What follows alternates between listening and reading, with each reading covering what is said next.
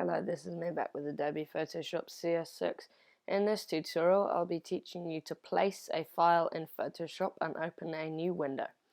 Okay, so as you can see, we have Photoshop open, and then we're going to go up to the toolbar here and click on File, and go down to New, and select New, and this should appear.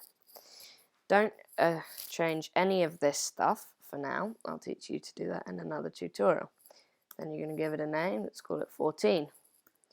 Then you're going to press OK. Then as you can see, we've opened a new window with a white box in it.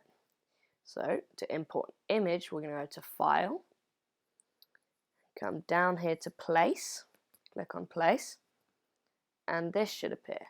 You're going to select the image you want to import, which is this for example.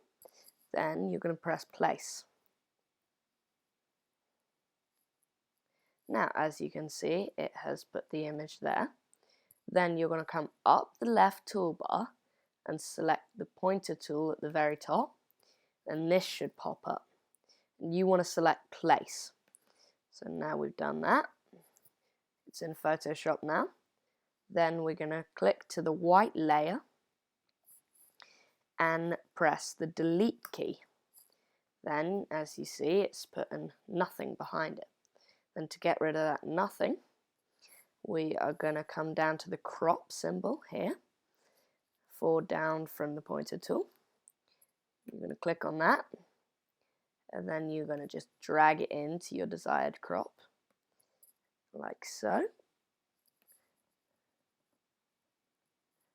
Then you're going to go back up the left toolbar, select the pointer tool again, and this will come up. And then you're just going to press Crop. And then as you can see, it has nicely cropped the image. This is a very useful thing to know, as if you didn't know it, you couldn't use Photoshop. So thanks for watching. Hope you enjoyed it. Don't forget to give it a big thumbs up and please subscribe.